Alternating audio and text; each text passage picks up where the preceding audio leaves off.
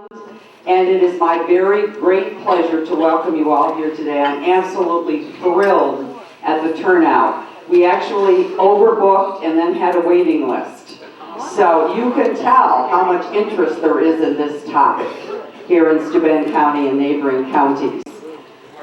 Today really represents the culmination of a dream and over a year and a half or 2 years of planning by the Board of Directors of Steuben Senior Services Fund, the TEO Conference Planning Committee, and many of the staff of the Office for Aging and RSVP. A lot of hands went into making today happen, and I want to thank every single one of them. Now I want to tell you when the dream began. The dream began when an older gentleman from the Bath area, Doc Snyder, walked into my office and asked me, maybe told me to read a book. No, he was a teacher, so he knows about telling, right? Told me I really needed to read this book and that we really needed something like this in Steuben County. And he told me to read the book, Alone and Invisible No More, by Dr. Chip Teal. And so it didn't take me long. I started it that night. I couldn't put it down. And the next morning I finished it up. And I brought it back to my board of directors the next time we met. And I have to tell you, almost every single person on that board read the entire book. So I think that shows you what a compelling piece of work it is. And I know when I read it, I felt as though someone finally understood what a nightmare our elder care system is, not just here in Steuben County, but all over the United States, and had actually developed a viable system that would help people to age in place, which is where people want to be, in their own homes, in their own communities. I really hope and pray that today is a turning point in our county where we're able to really embrace something new that's going to lead us to a place of more and more people fulfilling their dream of aging in place. So I welcome you. I do hope that you have a wonderful day. I think you're going to learn a lot and you're going to enjoy it a lot. Now it's my great pleasure to introduce Greg Olson. Greg is the Executive Deputy Director of the New York State Office for the Aging. I've given him 2 minutes to say hello to you. And Greg is a great advocate, has worked in all sorts of agencies or organizations advocating for older people in the state of New York. So I'm very pleased to have him here today. Thanks, Linda. All right, the clock is ticking. Now, she has tackled me off the stage before. I met Linda in 1994, so we go back a long way. And I just want to send my greetings and really congratulations to Linda, Patty, and the entire planning committee. I think the demonstration of everybody's interest today really shows that a paradigm shift is needed in how we think about growing older. This isn't some, concept that we can't get our minds around. This is something every single one of us wants, regardless of what our age is. I was told about Dr. Teal about a year ago when we were having lunch in Bath, and I wanted to make sure that I was here because I think the kind of innovative models that we're going to be talking about today are the types of things we need to be replicating, not only across New York, but across the country. We can no longer have all of our eggs in providing the most expensive medical care without having a real grassroots community organizing focus to try to help all of us, because that's really what we are as New Yorkers. We love to help each other. So I'm just here to say congratulations. This is really, really exciting, and welcome. Very good. Thank you, Greg.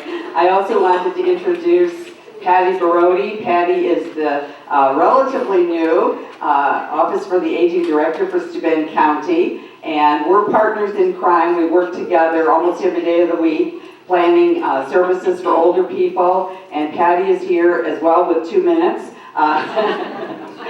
to say a few words to you. Thank you.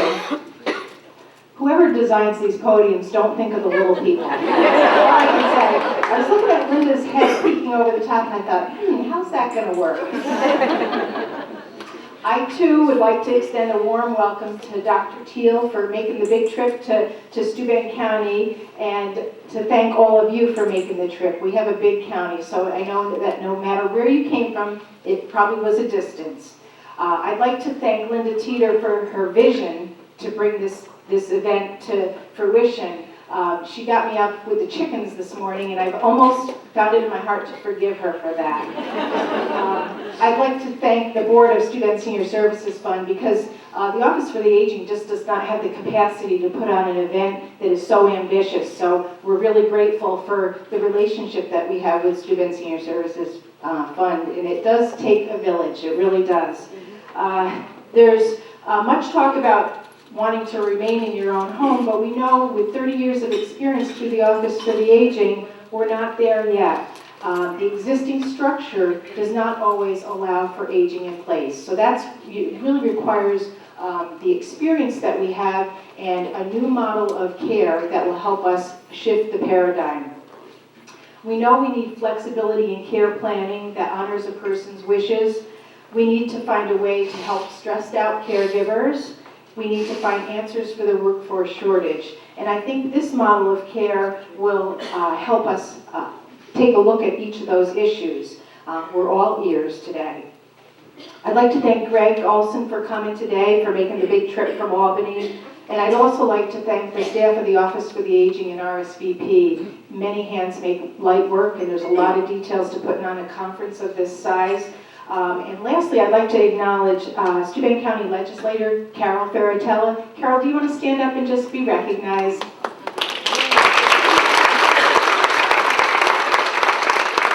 As you can guess, this requires the support of the policymakers as well, and I always appreciate Carol's willingness to try to understand all the issues that we're dealing with in aging services. So thank you all for coming, and enjoy the conference.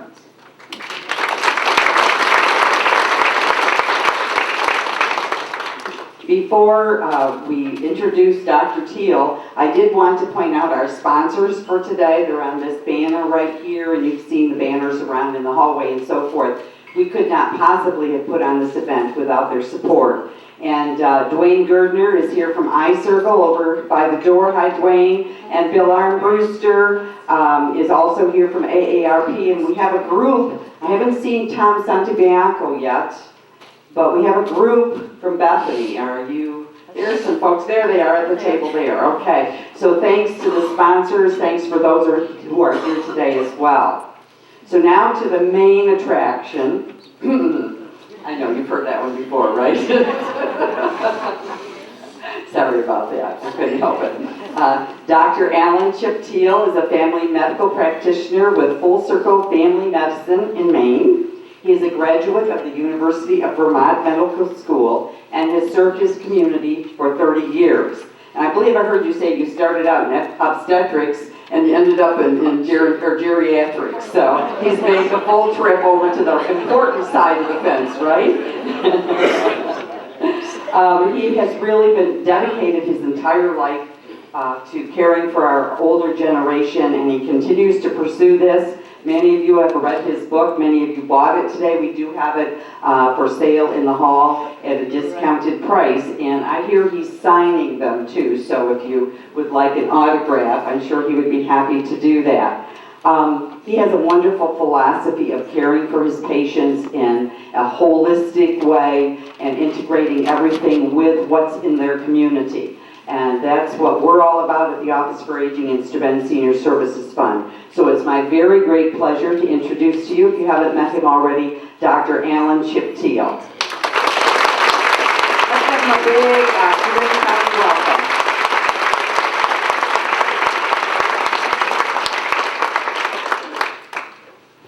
Thank you very much, Linda. And actually, a really huge thank you to Linda and all of her board at Steuben Senior Services Fund, and to Patty Barodi and her staff. We've had several conference calls over the last year in preparation for this, and it is rare that I get a chance to speak in front of a group of people where the planners have been trying to get this organized for a very long time. And I think the turnout reflects that. I'm very honored to be here, and I'm very honored to see so many people who obviously care about the same issues that I care about. I have several things to talk to you about, but I think the most important thing is that we really need to create the solution that we want ourselves now. If we think somebody else somewhere is going to magically produce the solution to age in place, you're sorely mistaken. It really has to come from the community itself. And we have to do more than just talk about things. We have to roll up our sleeves and start doing it. And you've got a couple of great organizations who are connected to lots of other fine organizations that give you the infrastructure to do that. Part of this is, though, to not take ourselves too seriously. And that's where I like to refer to Dr. Seuss, who at the very end of his life, when he was in the hospital himself, he didn't just waste his time there. He started writing a book, illustrated, about end-of-life issues related to the medical establishment.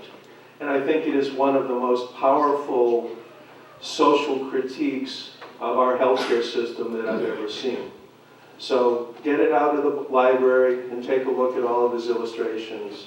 And I think you will find, as I did, that it's very important to critique things but to not take ourselves too seriously. As Linda mentioned, I've done an awful lot of different things in healthcare. As a family doctor in a small town with a 30-bed hospital, I've delivered babies for 20 years and done hospital medicine for 25 years, and done everything from house calls to be the medical director of nursing homes. Started a lot of assisted living homes, small home-like 6 to 8 resident homes scattered around our county so that everybody could have a residential facility if they needed it in their own neighborhood. But the holy grail was really, how do you keep people in their own homes? That's what 90% of individuals want, and we really need to have a solution to be able to do that. So about a decade ago, I started to envision how this would happen. And I really felt that the solutions were not there. I was very disappointed that as a medical provider, that when another 90-year-old patient of mine wagged her finger in my face and said, "Don't you ever think of sending me out of my home," that we really did not have any way to answer that question. This is at a time when outpatient lab services have grown, when visiting nurse services have grown. But the real issues are way more holistic than that. You have to have a non-medical as well as a medical solution. Basically, nobody gets up in the morning and considers it a good day if they take their pills on time. It's got to be a whole lot more than that. It is about our connections to family, to friends, to pets, to personal interests, to our neighbors. Those are the things that give some purpose to our lives. And you have to have those things be integrated. And fortunately, over the last few years, some of the progressive health policy leaders are starting to see that these things truly do impact health outcomes. People that have purpose seem to get less Alzheimer's disease.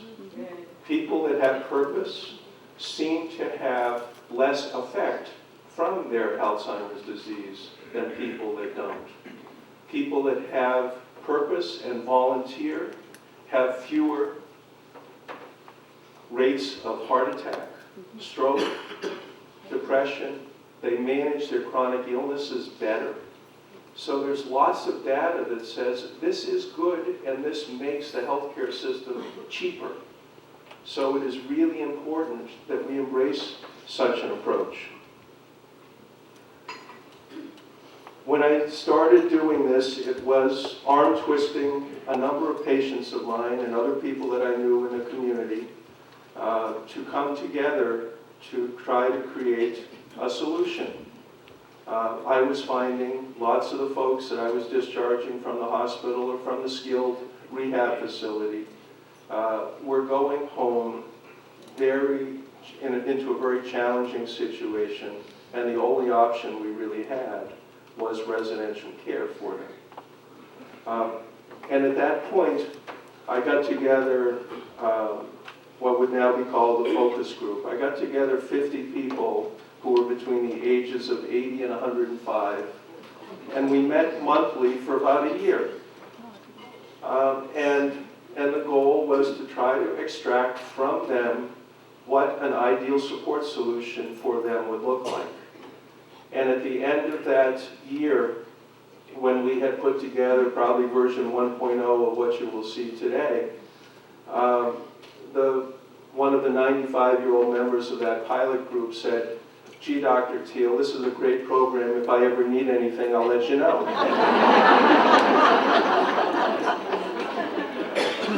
And that was a huge aha moment for me. And that day I was quick enough to say back to her, "But I need you now to help your neighbor." And she said, "Well, where do I sign up?" And I think that is the duality that I'm trying to represent here. That no one is just a caregiver or a care recipient. It's a two-way street.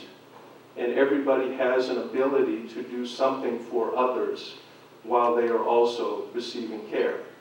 And that, I think, has been one of the most resounding themes that I find that people respond to.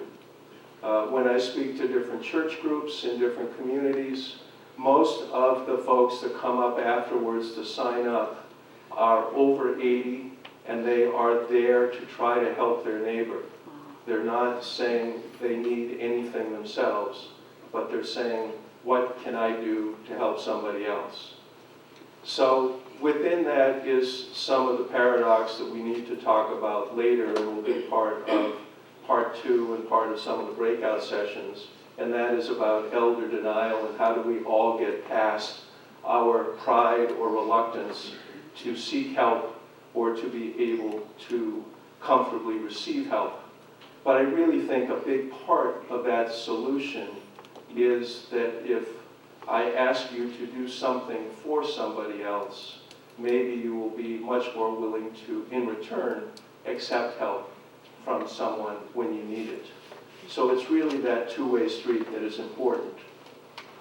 So after about 5 years of serving between 50 and 100 people with this combination of technology and good old-fashioned neighborliness, and doing it for about 10% of the cost of residential care facilities, somebody suggested that I ought to write about it. On the left, it doesn't show too well, but it was my first self-published version, and that's my dad in a wheelchair we borrowed from the emergency room in a closed nursing home because it took care of the low-income elderly and didn't survive in the for-profit world that a lot of elder care has become. And he was my guinea pig for 8 or 9 years as we tried different things prior to his dying about a year ago. But I then got approached by a publishing company, and they thought the title was too depressing. And I said, well, the subject between the covers isn't really that exciting right now either. And I always thought you had to judge a book by its cover, and if that's really what's going on, I thought the cover should be pretty bleak. You know? So they wanted one much more cheery, and after fighting over ladies in rock-brimmed flowered hats and other types of things that they wanted on the cover, we settled on this.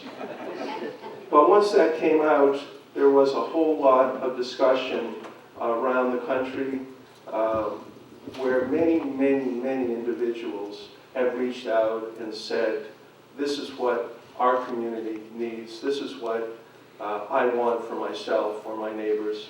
And I hear that today here as well. So the reality is we have to create these solutions, and part of it was to not just talk about what was wrong, but also try to create a support solution that we could really bring to every community. In healthcare and in much of life, it's all about money. You know, how do you figure out an affordable solution? How do you figure out something that is transferable, that is replicable, that is scalable? All of those words that when you talk to healthcare policy folks, if it can't do those things, then you're not going to get someone's attention for very long. But before we get into the solution, a little more background. This is the reality that of those older individuals in America who need care, most of them do not live in a residential care facility. These are the folks that need care, not all comers, but those who need care. 90% of them live in their own homes or with family or friends. So the solution has to be provided where they are. Also, most older individuals are very isolated. This is the reality about nursing home residents, that they never have a visitor. But I would argue that I've also seen a fair number of at-home elders whose only time that they've been out of the house is when they come and sit in my waiting room, you know, every 3 or 6 months for a doctor's visit. So clearly, there's a lot of isolation. This is a statistic that was in the Journal of the American Geriatric Society a couple of years ago, and it really floored me because I've been involved with the long-term care field in every which way. And more than half of the people who are admitted to a nursing home die within 6 months. And the median survival for males is only 3 or 4 months. So the reality is, what are people dying from? A lot of them are dying from a broken heart, and they're dying from having reached what they believe is the end of the line, where there is really not anything around them that is important to them anymore. So we absolutely have to change this. And again, when you talk to older individuals, and it's true here today also, 90% of everybody surveyed want to stay in their own home, yet we don't have the solutions for it. And loneliness is bad for your health. People that are lonely actually die twice as fast, and they actually lose their ability to function independently a lot faster. So how did we get here? Well, we've never been this old before. And we don't even know how to define being old. Usually it's 10 years older than whomever you're talking to. So the thing is, one of the striking statistics that isn't on here that I've read recently is that of those babies born in the last few years, more than half of them will live to be 100. So if we think we got a problem now, think about what it's going to be 50, 75 years from now. You know, so, but the issue at the moment is that the population over 85 is the fastest growing segment in the United States. We're going to quintuple in the next 20 years. And there will be 1 million people over age 100 in the United States by mid-century. So that's not going to be Willard Scott wishing somebody a happy birthday. That's going to be a screen roll that is going to go on all day. Yeah. So we've got to really do it way differently than we have. And again, who makes up this population? This is something from Medicare and Medicaid that the Kaiser Family Foundation puts out. And more than 2/3 of older individuals are dealing with 3 or more chronic conditions. At least 1/4 of them struggle with activities of daily living. And almost half of them have some sort of cognitive or mental impairment. They also don't have much money. Actually, this was before the economic meltdown of 2007 and 8. and it is actually worse now than what it was at this time. Many people lost a lot of their savings during that time and have not recovered. But the point here is that if you look at the 3 tall bars on the left-hand side, that makes up about 2/3 of the people in America that are over 65 who have less than the amount of money that people feel that they need to be secure, aging in place, and living in their own home. So we absolutely have to have involvement from third parties, from policymakers, in order to create a solution. And the policymakers want data. They don't want feel-good stories.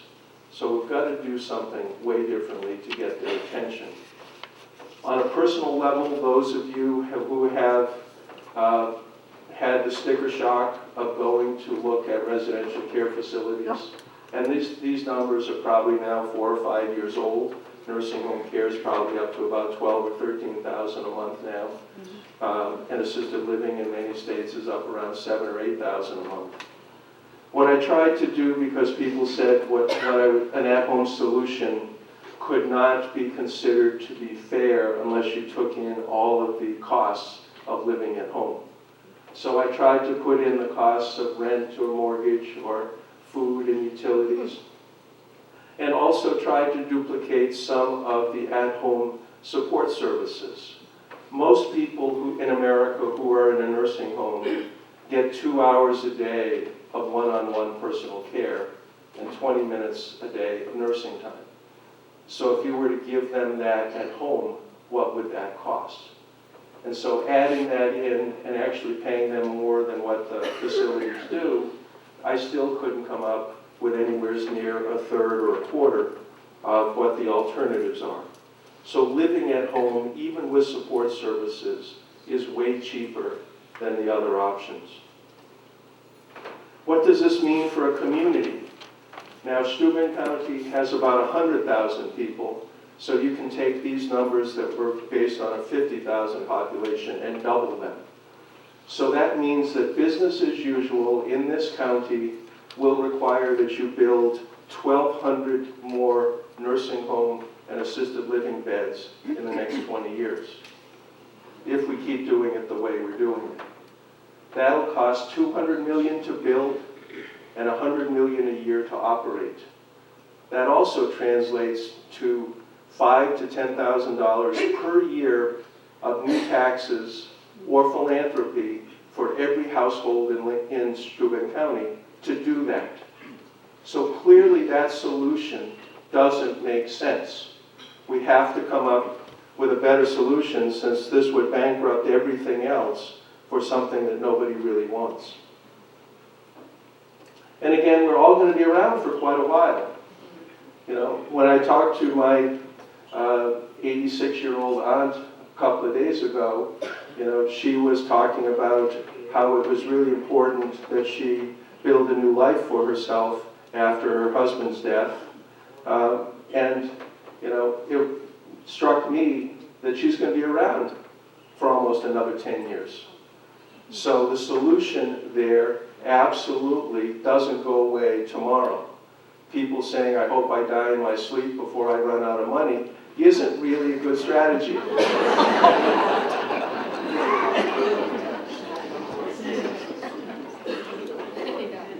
So, and from the Medicare point of view, everybody who retires today, Medicare in the next 20 years will spend about $500,000 per person for their medical care.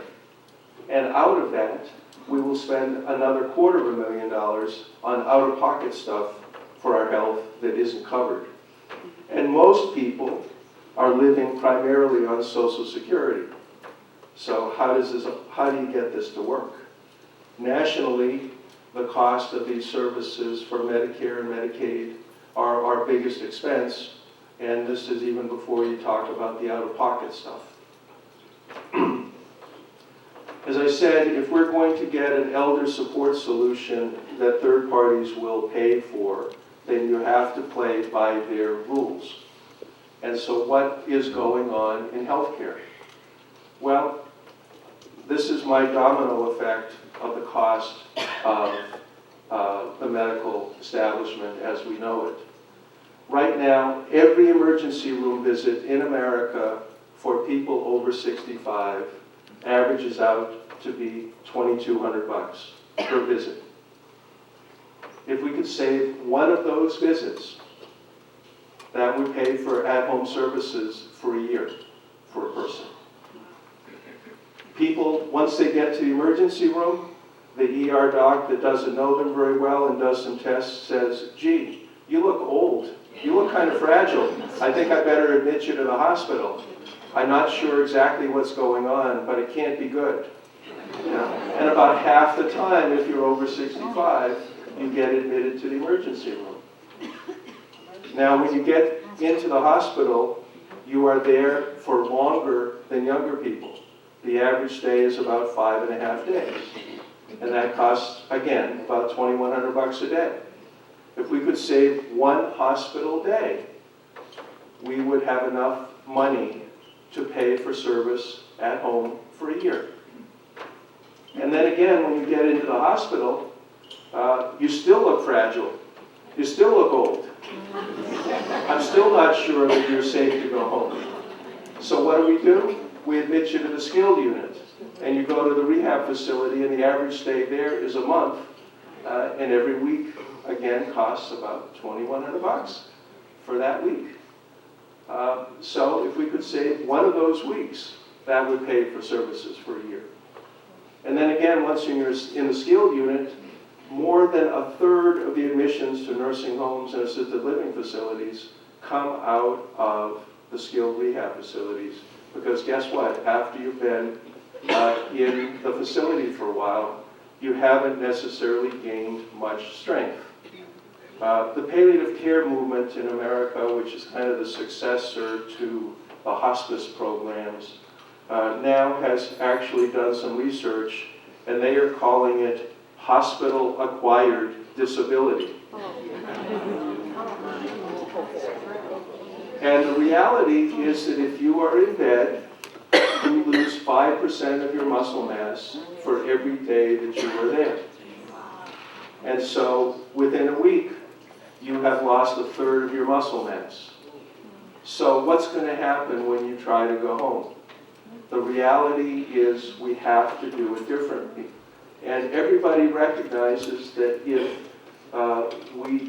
that many of these ER visits and many of these hospital admissions would not be necessary if we had better at-home support solutions.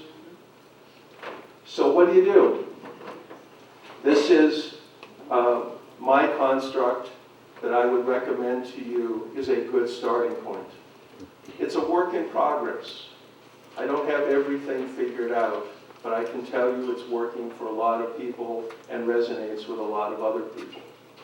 And it is essentially people, attitude, and technology. And the people part of it is really quite striking. We're just not using the resources that we already have. Most communities have older individuals, and those older individuals have a lot left in the tank. They have a lot of experience, they have a lot of interests, they have a lot of capability to do things for others. But who's asking them? And I don't mean the 65-year-old volunteers at the hospital. I mean the folks that can actually, and the drivers, certainly every community needs transportation services. But the medical community, we have not really asked older individuals to help each other be part of a support solution. And again, if you do the math, and this works in about any community in America, if you take the largest employer in a county and you see how many full-time workers they have, and then you take how many older people are in that county, and you ask 10% of them to do 4 hours a week of something meaningful, you will have a large